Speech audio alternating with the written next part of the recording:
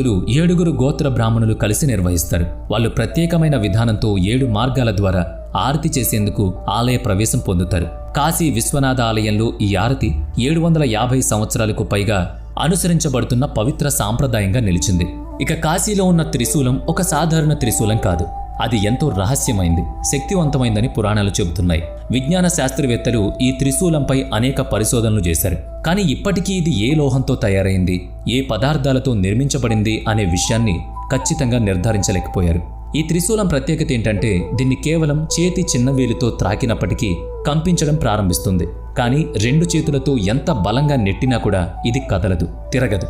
అంతేకాకుండా ఇది భూమిలో ఎంత లోతులో ఉందో అనే విషయాన్ని తెలుసుకోవడానికి శతాబ్దాలుగా అనేక మంది భూమిని తవ్వి చూశారు. 100 అడుగుల లోతు వరకు తవ్వినా ఇప్పటికీ దాని మొన ఎక్కడుందో ఎవరూ కనుగొనలేకపోయారు. ఇది మామూలు త్రిశూలం కాదు, భగవాన్ శివుని దివ్య ఆయుధం. అందుకే